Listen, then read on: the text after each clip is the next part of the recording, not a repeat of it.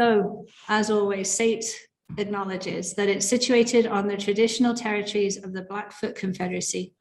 Today, that encompasses our Indigenous people from the Treaty 7 region. That's the Siksika, the Piikani, the Kainai, the Tsuut'ina, and the Stoney Nakoda, as well as the Northwest Métis homeland. SAIT also acknowledges all the people who make their homes in the Treaty 7 region of southern Alberta. For those of you joining us outside of Treaty 7, Alberta covers 6, 7, and 8. And if you're elsewhere in the country, thank you for taking a moment to recognize the land that you're connected to. For all of us, this traditional land is a place where we all walk in the footprints of the Métis people. There we go. So this morning, discretionary effort. How do we increase it and not add to our budget, not add to our bottom line, not have any costs? So I thought I'll dive in straight away, Craig, and just mention discretionary effort. What is discretionary effort? And really, for those of you who weren't with us before, we talked about this in one of our previous conversations. And the employee who comes and just does their job and does a fine job gives you about 30% of their maximum effort. And then your star employee, who's always that little bit more above and beyond, the maximum that they're going to give you, or they can give you, is 70%. Very, very rough averages. But first piece there, nobody can give you 100% every day. And the second piece is, how do we tap into that bit between 30 and 70%? And so that's the curious piece within here. That's the discretionary effort. That's the bit that we want to get to. And what we know from the last conversation that we had, research and everything else, it's largely based on how that person feels, which makes it an interesting piece in the equation. And I know, Craig, you have 100 questions lined up for me already before we even see any in the Q&A. So I'll stop talking and hand over to you. Yeah, I know, and thanks, Jenny. I know when we were prepping for this one, I had a number of questions that I wanted to ask you. And again, folks, as we go through here today, please do put your questions into the Q&A. This as we've built these sessions, they're very much intended to be interactive. But one thing I think for me where I struggle in this area is that before I came to public sector, I worked in pharma back in the heyday of pharmaceuticals, and not to start the debate about big pharma, but you very much had recognition and reward on bonus plans, reward trips, all of these pieces, and your sales and marketing efforts were driven by that. But how do you, where you can't invest, right, where you are perhaps in constrained budgets, and it's not as simple as just simply handing out cash, handing out gift cards, handing out whatever it may be. I think maybe in its simplest form for me, where does this start, right? How do you just recognize and reward people without necessarily having that those bag of coins as the reward? That for me might be the simplest place for us to start here today. It's a good place. Everything you described is a reward. So it's costly, and it's what we call an extrinsic reward. So it's nice, and people are sometimes driven towards that piece. But what we know, and we've known it for years, is that's not what drives intrinsic motivation. And so people may work for a short spurt towards achieving that piece, and they're done. And the other side of it is the recognition piece. And here's the good news. One, it's easier. And two, it often involves just talking. It involves a conversation. And so it's saying thank you. It's validating someone for the job they've done. I was having a conversation with somebody actually yesterday in this classroom, and they said, I just simply want to know I'm on the right track. And if nobody ever tells me I'm on the right track, how will I even know if I'm on the right track? And then on the other side of the coin, I have leaders say to me, well, I can't recognize people just for doing their day job. That's like giving a ribbon for showing up. Well, somewhere in between there is a really good place to start. And so what kind of recognition are we providing? And then within that, there's 3 different types of recognition. So we can be informational. Jenny, you did this, this, and this, and I like it. We can be developmental, so you can help me grow into that space. But we can also be motivational too. And then that's the bit that might actually give me that drive, give me that push to repeat that behavior. Yeah, interesting. And you've triggered a couple comments here. Ron is quick to point out that monetary rewards help, but to your point, Jenny, I found that small, simple steps like saying thank you for a job well done can go a long way. Lisa has an interesting comment here. I'm also constrained by time, recognizing people can take money, but it also takes the leader's time, which it is also money when you look at it that way. So it's an interesting comment on the time piece. And I think Lisa's amazing book on this called Thanks for the Feedback. I'll have to check that one out. I think the time piece is an interesting one, right? So how do you, as a leader, talk about building this into your schedule as perhaps lack of organic nature of recognizing people that feels like, but how do you, I don't know, there's something in this, it takes time to go at it. So it does take time.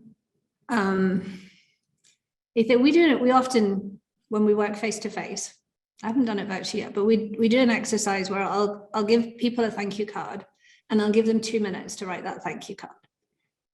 And that handwritten thank you card is done in less than 2 minutes.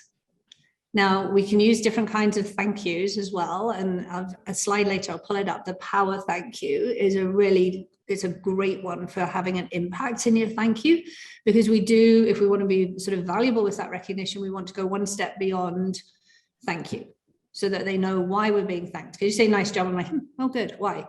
But if you give me that sort of specific behavior, that reinforcement, then there's a good chance I'll do it again because you as my leader liked it. So first off, yes, the recognition can take time, but actually when we break it down, it doesn't take long to write an email. And the joy of an email, although it's not handwritten, is I can CC my leader. So if I'm thanking somebody on my team, I can also CC my leader. That's really great succession planning. Those of you who have a heavy performance management system, that's great stuff for the files. A handwritten card, for some reason, lots and lots of people just love it, and they keep them and they refer back to them another time. So some of it sometimes is, have that stack of thank you cards right there so that you're not having to find one, look for it, and you can then write it. Sometimes it's as simple as a Post-it note left on a desk when we're face to face. Maybe it's a Teams message in there. Yeah. So that's just triggered a few comments, and I know you can't see them, so I'm just taking a look here.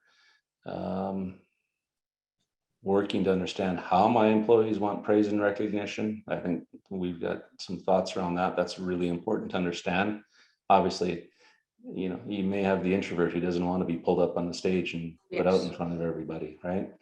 A reward my employer has used over the past few years has been awarding free time off, which is also a great way of looking at it.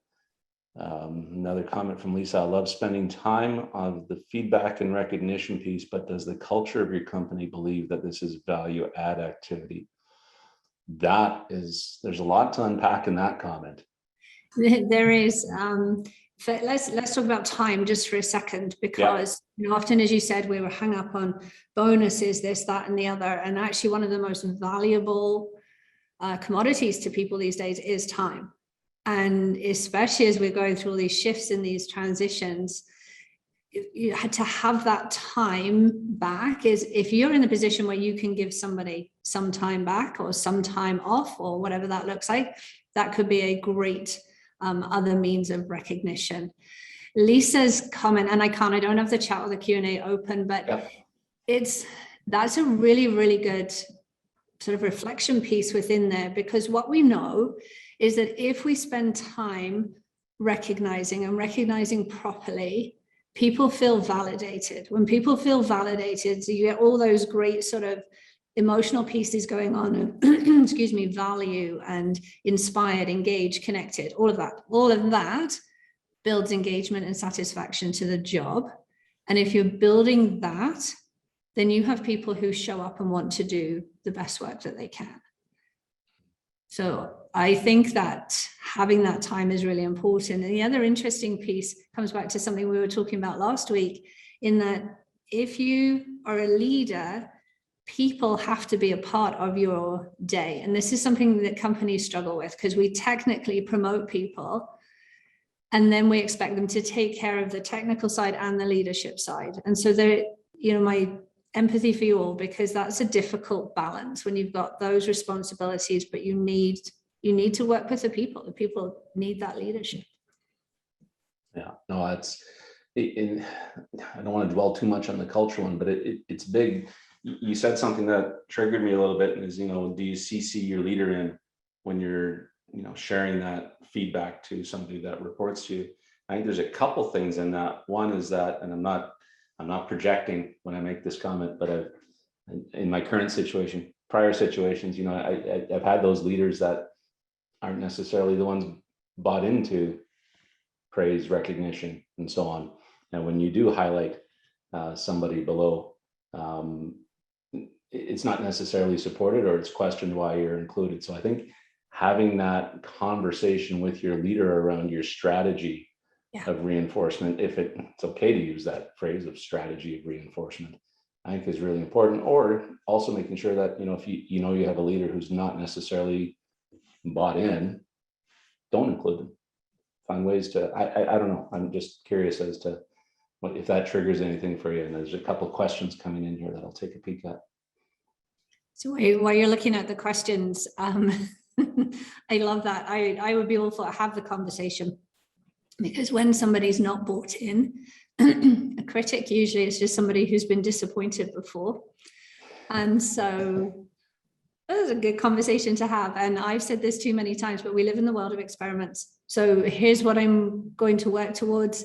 And by me CCing you, if you should be in a Teams meeting with them, if you're working face-to-face and you walk by them, I'm giving you a window on a good conversation to have with someone who's important to our company. And if they're not buying into that, what can we say? What can we say?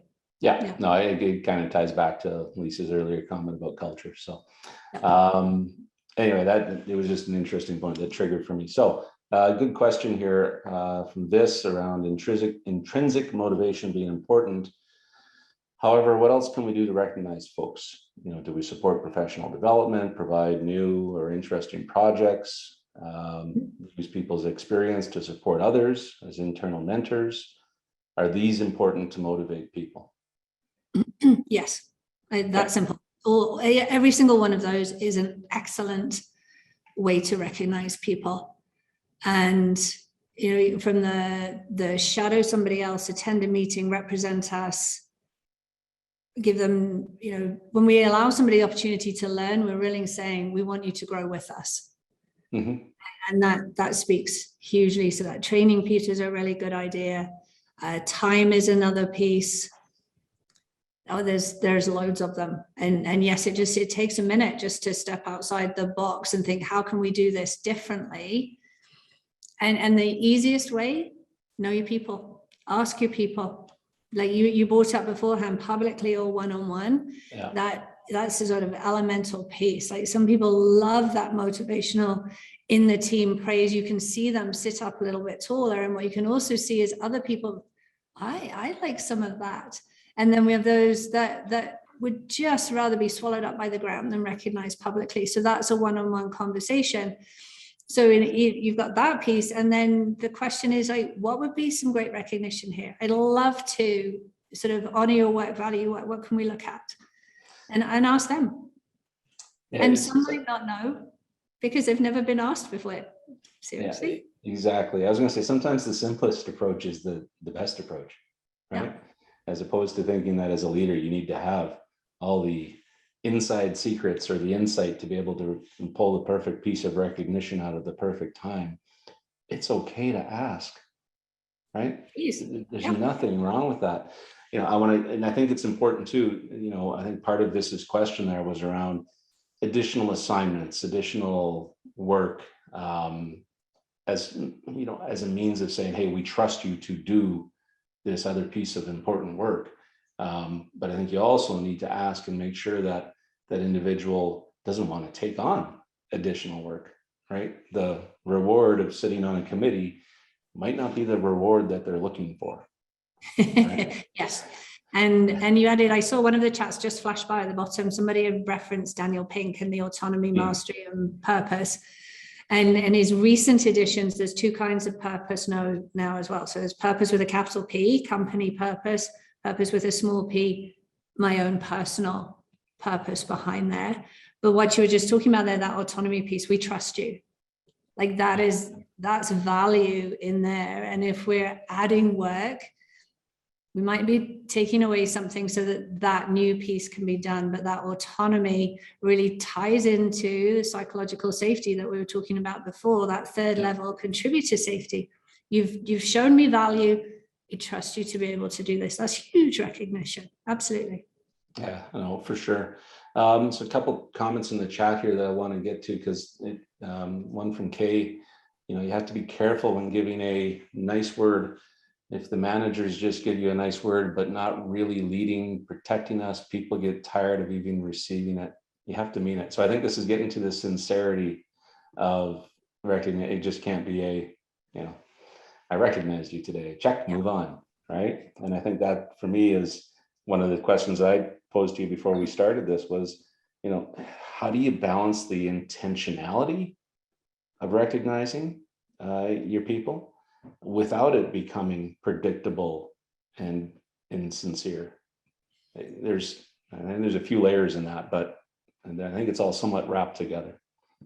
Mm-hmm. So the checklist actually for a leader, especially if you have a big team, but even if you have a smaller team, is an important piece. It's an on the side. So, and I think actually it's one of the applied strategies that I left in our final slides today is keep track. It's amazing how we're quite biased with our recognition. So if you have a team of 10, what you'll probably find is there are 6 people that you recognize regularly, and there are 4 who you don't. And what's absolutely curious is the 4 that you don't are often some of your best workers, because they'll just get on with it, and they will do it, and you don't need to. But when we look at reinforcement with positive, I'm going to call it constructive, the usual word is negative, and then we have nothing. And nothing's the absolute worst, because when we give nothing, we extinguish those good behaviors. So do keep track of who you're recognizing. Mm-hmm. But then in the sincerity piece, what are you looking for? What are you recognizing? So if you're stuck in that loop of recognizing the day job, let's say, well, yeah, it's really hard to be sincere because we're adults, we have a job to do. But there's other pieces that we can look for. One of the, actually 2 things that often go missed. One is unseen work. And especially with the move to virtual, this has become a real piece, I think, within the conversation. So let's take today. There's a slide deck hiding behind here, but people know my allergy to PowerPoint. You'll get that from Craig later. Everything we talk about will appear in slides later. But to put that together requires a whole ton of unseen work on my part. Same when we do a class or something, there's a whole lot of unseen work. And so as a leader, there's an opportunity there to make unseen work seen. What is the effort that went on behind that report that comes to you? What is the energy that your most introverted team member had to dial up in order to do that fantastic presentation in their subject matter experience? Like, bring that unseen work to the forefront and recognize that. And the other one, and this is simple, but forget the research, there's something out there that people will define the difference between a okay day and a great day is progress.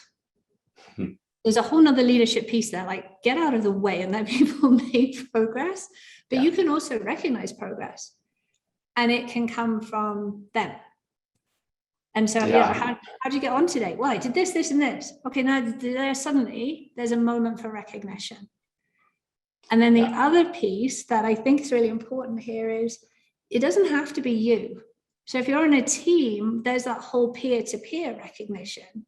And I wasn't tracking the participant list, but anyone who's hung out with me, I love telling this story. I used to work at the Calgary Stampede, and there was a gentleman down there who's a VP, And his story goes, he's now long retired, that he was late for a meeting. And so on the way into his meeting, he was like, well, how am I going to start this? And I'm late. So in the parking lot, he picked up a rock, just a simple rock, and he took it into his meeting and he put it down in front of one of his team members and said, Craig, you rock. And here's why. And told him why. And he said, and next week, bring the rock back with you and you're going to pass it on to somebody else on our team. And I want to hear why they rock. And this is going to carry on. And the only rule is you can't give it back to the person who gave it to you. And so in the actual true story, it was a lady that he had given it to. I'm not sure that makes a difference, but the rock came back next week and it had googly eyes on it and pipe cleaners, like it was a little rock person. And that rock stayed alive in that department for over 8 years. And people from elsewhere in the Stampede who works in the year-round workforce would go into that department and say, hey, who's got the rock at the moment? Why did you get the rock? It was genius. Because he did nothing. And what he got to hear was what his staff recognized in each other, what was big to them, like they were recognizing stuff that he didn't even know was taking place. There was that great window of opportunity. That's good. It's cool. Yeah, you have to pass the virtual rock these days in our world, but that's very cool. Lots of great comments here. I want to come back to one that scrolled past earlier. From Seshadri. It's a little bit long, but I think it's really important. I found 4 key components: help and recognition. 1, be specific. 2, be timely. 3, be generous. And 4, be relevant. Seshadri, it's almost like you've prepared the slide deck that we have in the background. So it's on there somewhere. Yeah, I don't know if there's anything there that you want to comment on, Jenny, but yes. and you're right, we use SMART, but it's very, very similar. I like the generous. That's a new one in there. That's cool. The timely piece is really important. And so when we talk about reinforcement, we would like to see that behavior repeated. The closer we can get to when the behavior is being done for that recognition, the brain makes a much better association with it. So if you can recognize something at the time, then that's great. But in the other half of that sentence is it's never too late to say thank you. Yeah. Or good job, or whatever that piece may be. No, 100%. Question here is from an employee point of view who wants to move from that 30% to the 70%. How do you let a leader know what makes for good recognition? So I think this is interesting when it's taken it from the opposite angle of being the leader looking down. It's from being the individual contributor or the one talking to a leader. How do you go about that conversation? So if I understand correctly, the employee wants to let the leader know what good recognition looks like? Yes. Have a conversation. It's really difficult without knowing the context. It sounds to me, I mean, most leaders these days are making sort of that cadence of communication is there. So if I work for you, we're going to have a one-on-one at some point. And if the psychological safety is there, if the relationship's there, it's a question. This is something I'd like on the agenda. If you're hanging out at 30%, you're okay in your job, but you're not challenged. You may not have choices, all these sort of conditions for high performance. And, I would love to take on this, or I would love to have this opportunity, test the water, have the conversation. Yeah. And it's funny how so much of this comes back to what you just said at the start of that was have a conversation, right? And how often, and we were talking about this before we flipped the start button, right? How often do we back away from those conversations as a leader or as an individual contributor, or how often do you back away from giving recognition because of the fear of, we talked about it before we press start, the fear of embarrassment. I don't know if you want to expand on that a little bit, because I thought that was, I've never thought about it from the perspective of being the one giving the recognition, how you could end up being embarrassed by doing so. But I don't know if you want to expand on that. So where that came from was there's 3 main reasons that people don't recognize and reinforce. And the biggest reason was this embarrassing. And it's a fear of embarrassing the other person. And then there's also the return piece on that. So I recognize you. And in your perspective, it's like, I'm just doing my day job. Of course it's good. And you throw that back at me. And now I'm embarrassed. And so, how do we sort that piece out? But if we don't give recognition because we might be embarrassed, we're in such a sad place, especially with what's going on now. Yeah. And somebody said this, when we talk in sort of in mental toughness and mindsets, and they're just being nice. They don't really mean it. And my return to that now is, come on, nobody in today, with everything that's going on, gives recognition just for the sake of being nice. People don't bother, but they will only do that if they genuinely have recognition to give. There's very few who would be that fake. There's no time for it. Back to Lisa's point, we only have time for the genuine stuff that we want to increase. So that embarrassment is it's an interesting one. And maybe if you have a fear of embarrassing, go for the one-on-one conversation. Go for the written one first. Go for the email first before you have the conversation. And watch the cues too. Like if somebody says, oh, I know, or that's my job. I know it's your job, but I actually am grateful that you're here and you're doing your job so well. There's a lot of people who aren't able to do their job as well as they could before. And even they need recognition too. Like it's really knowing your people and knowing the context every single time. Yeah, 100%. So another thing that you just triggered for me is, how do you make sure you're individualizing the recognition in the proper way? So for example, if you've got two employees sitting side by side who may be at different paths in their performance, and you're trying to build one up by recognizing performance that the other one is doing on a regular basis with great ease and competence. By recognizing this performance and not necessarily recognizing the one that's doing it right and well, because you're trying to move one up. How do you run the risk of, turning the one that's doing the job off, or run the risk of saying, what are you recognizing that for? Of course they should be able to do that. So if we're that back makes sense. keeping track of the recognition again, because that's that classic piece where the good people, the people who are up here already, would get missed because you're busy trying to grow this person. And this is embarrassing because I just recognize them on this side, and they're a member of your team, and they're an adult, and they have conditions that they would love for recognition as well. And so what it sounds like is I'm recognizing the growth here of X, Y, and Z, and providing them with this opportunity, and recognizing, validating that person. And you're at this level already. What are we looking at next when you're ready to grow? What are we looking at next? What choices would you like to make? Those kind of pieces, again, it's conversation, it's know your people. And this is one of the curious pieces, because recognition, much like everything, one size doesn't fit all. And so we've been through this process where we've tried to simplify everything, and compliance, do it this way. And we end up with those very interesting programs where you can have your team member of the month. Yeah. Everybody knows what's going on there. You're checking a box. And you really would like to put the person they were on this side for you, that was up there every single time, because there's no doubt about it. They nail it every month. And if we get out of that one size fits all, and so what if companies gave leaders a discretionary effort line in the budget and said, you're the leader, figure this out, make this work, but you're accountable for it. Let us know what you're recognizing and how you're recognizing, because then you get that window of opportunity for that succession planning as well. Yeah, no, perfect.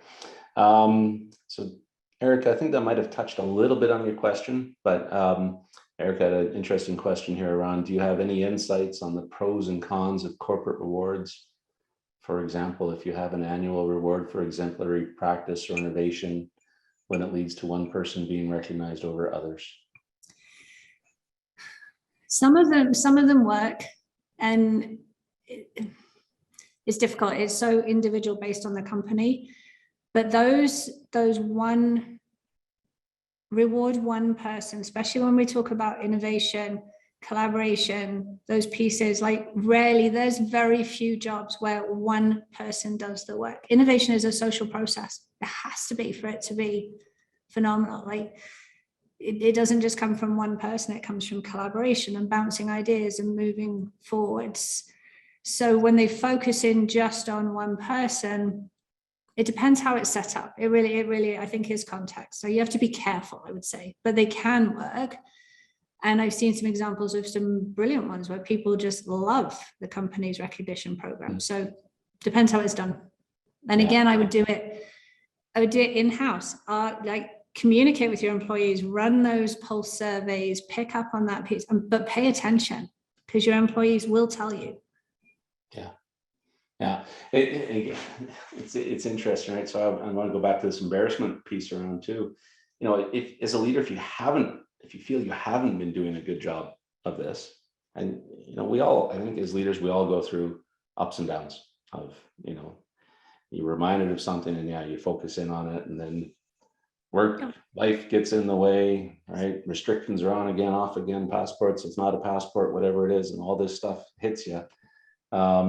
It's okay as a leader to come back to your team and say, listen, I think I've been dropping the ball on recognizing the work that you've been doing. So it may seem contrived, it may seem intentional, but that's because it is. And going forward, I'm going to be focusing on it. So just please know that it's okay to share that with your team. It doesn't have to be this thing that, you know, organically grows and comes out of nowhere and people suddenly look at you as a leader and say, oh, look, he's growing as a leader. He's recognizing us more, right? It's okay to say, folks, I'm going to focus on this, right? And today or next week, it sounds like it's ended this webinar and I've had one of those moments. And here's my focus from now on, and involve them in the conversation. I keep getting these pop-ups from the chats, and Lisa did a great job too. I agree. But there was one popped up beforehand about recognizing values of the company. We haven't spoken about that yet. And I think that's huge. And that really speaks to, because when values align, our engagement, our satisfaction go up. And when we recognize and reinforce that, that also gives us a good place to go to when you were talking about, you know, sometimes what can we recognize? Well, if we're looking for it, we can do that piece. And there's another fabulous Stampede story behind there where the janitorial department used a golden plunger for the 10-day show, and somebody spray painted them, and there were 10 little ones. They were struggling with returning staff. And so all they did the next year was take this golden plunger award, one per day, one per shift, I think, and then a big one at the end. And the plungers were awarded based on the values. And every year, you maybe don't know this, but the 10-day show at the Calgary Stampede, there are 3 key values that the entire staff work towards embodying. And that's what these plungers were awarded for. The return on staff the following year was 72%. Wow. To clean the toilets at the Stampede. 72% of the staff came back to work again. The only thing they changed was recognizing the values. So I didn't catch you made the comment, but yes, I absolutely agree. It's brilliant. It's fantastic. Yeah. I never thought a couple key takeaways from today would be plungers and rocks. There we go.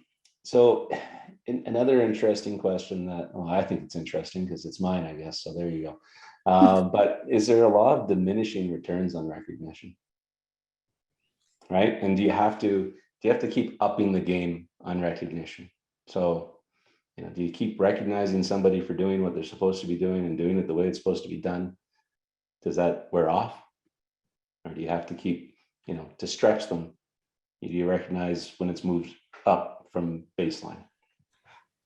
So 2 things. Remember at the beginning, we talked about informational, motivational, developmental. Those are 3 different kinds of recognition. So if you constantly recognize me on the job that I'm doing, that's informational. And actually what does happen in the end is I would say I have a leader who doesn't recognize me because it just becomes part of the sort of blah. Whereas when we switch in between the two, so developmental is sort of opportunities, motivational would be at that one-on-one conversation or in front of the team, and then the informational to tell me I'm on the right track or I'm doing a good job. So when we're switching between those, that's important. And everything that we've talked about so far, not much money involved. And so we also have a lot of things at our fingertips. We have that social media praise, LinkedIn and their kudos or whatever. Teams has some kind of recognition thing that you can send through Teams as well. So there's different ways to do that too. And a lot of it just comes in our general conversation as well. And that becomes, yes, it feels like a regular piece, but the way that we begin to look at that is I have a leader, A, who knows me, and B, thinks I'm worthwhile. It's a great place to start from. Yeah, absolutely. Sasadri's got an interesting comment and a really good comment in here. I've initiated a new practice as part of my weekly meetings of a gratitude moment. It's an open invitation for just about anyone to thank a fellow colleague. When we started, it was awkward, but after 2 to 3 weeks, it became a strong part of the meeting. So, very, very simple, very effective, and to the point, getting over that hump of going through it the first time. Absolutely. Obviously, I think for me, and I've been part of teams that have done this before too, is when you get to the peer recognition portion of the agenda, how do you keep it alive and sincere? And I've also been on those where you just get to that point and it's silence. Yeah. And so which is okay, I guess. It is. There's what is it they call them? Shoutouts is an often a term I hear applied to that. Yeah. And 3 shoutouts per meeting. And that shout out can be for anything. And so it may be a job well done. It may be support that was offered. It may be, I know that you volunteered on the weekend for this. I think that's awesome that you gave your time to this charity or whatever that piece might be. And in doing that, we're building the social capital. And if you're the leader and you get crickets when you ask for shout outs, there's a message there. Yes. And always have your own 1 or 2 prepared. And if your team fill that space, then you have those 1 or 2 to pick up the phone, have a conversation. If you're working face to face, go find them, meet them. You've still got 2 in the bank there to use. Yeah, no, that's a really good point. I'm just keeping an eye on the time, and I know we're very tight on your end this morning because you are back in the classroom. And you have a class starting up very shortly. So I think maybe what we could do, folks, I want to kind of take a pause on this conversation, have a quick poll about these meetings in general. We're going to be back in a few weeks. We're going to take a couple of weeks off. But if you could, just give me your feedback. We started these over the summer where 8 a.m. was a really good time to start when there was no school and everybody seemed to be, and it looks like 8 a.m. is still leading. If this was a horse race, it would be over by now. So that's very clear. So I do appreciate that. Jenny, I think maybe this is a great time to pop into to our wrap up so we can get everybody on with their day, because 8 till 8:45 is the winner. And we're going to try and hit that 8:45 mark now this morning. So just having a moment here with the slide deck. Let's see. No, that's okay. We will. Oh, see, there's some of. Oh, I think you're looking. It's not playing ball. Hang on 1 second. Oh, there 17. There you go. There we go. All right. So as always, we look to definitely give you 1 big idea, 2 applied strategies, and 3 questions that you can take away to reflect with. Our big idea is, what if everyone is doing the best that they can? So this recognition piece, it's a lot like dropping that die in the water, hence the image there. Just a tiny drop goes a long, long way. When we validate people, when we recognize people, when we build people just a little bit, that goes so far, so well worth your time. And when we look at what if they are doing the best they can, we might see it slightly differently. And if you've had trouble recognizing someone, you might find something that you can recognize in there. The next one, our applied strategy. This is an interesting one. We didn't look too much at what if it isn't a job well done, but we are always projecting something. And so the research tells us 5 to 1, and they call them bids, 5 negative bids, 5 positive bids to 1 negative bid. I get my head turned around on a Friday. 5 positive to 1 negative. That is the success for any relationship. So your relationships at home, your relationships at work, 5 positive to 1 negative. Here's the interesting part. It doesn't have to be spoken. So the eye roll, the shake of the head, the touch, the turned body language, that's a negative bid. Positive bids as well. Smile when you see somebody, that's a positive bid. 5 positives, 1 negative to build your best relationships. And then our second one, we've talked about this, keep track of your recognition, even if you only have a team of 3. If you provide kudos on LinkedIn, I think we said that at one point here, and you've done that once for 1 team member, it's probably a good idea, unless somebody hates that idea, doesn't use LinkedIn, to ensure that at some point over the next goodness knows how months, everybody's getting that kind of attention. And remember too, when we don't provide recognition, people fall off the radar. You start hearing things like, well, nobody knows what I do around here. This is a thankless task. So if we keep track of it, then we're in a better place. And also keep track, know your people. How do they want to be recognized? We were talking about coffee at 8 o'clock this morning. And, you know, I now know if I want to provide some recognition, Craig, Starbucks gift card, even though you can only get, 1 or 2 coffees, somebody who likes Tim's might be getting a few more coffees on that piece. That means I know, it means I paid attention, it means I listened. Yeah. And then our questions, just to finish with, these are a little bit simple, but I think they're good ones to get us started. So how well do you know your people? There's a piece in there, and people will share as much as they want to share when given the opportunity. 5 to 1, what are the bids you're making? I'll say it one more time, 5 positive to 1 negative. And then after this morning's conversation, there's an opportunity. What could you do differently? And to your point earlier, Craig, if it's fallen off the radar because of the pandemic, because of the shifting restrictions, because of families, like life, that happens. What could you do differently as we look next week? Typically, I'd have the slide up of what's coming up at SATE, and I don't have that in this week, but this conversation comes up in performance management and creating engaged and motivated employees. As you can see, we're back on campus. It was fun. And those 2 courses are running on campus in October. And also they run virtually too. And I know you always have something to say from a corporate training perspective on that as well. 100%. We are here to help your organization. If what you've heard today has resonated, please do reach out. We are happy to have the conversation about how we can help your teams grow and develop. And so there we go. 8:45 on the nose. We will be back October 15th. Have a great Thanksgiving. Sounds strange to say that in September, but have a great day. Have a great weekend. Enjoy the warmth that we see tomorrow, because that could be it until May or June. Sorry to be the downer, but there you go. Have a great weekend. Thanks, Jenny. Thanks, everybody. Take care. Thank you, Craig. See you. You bet. Bye-bye.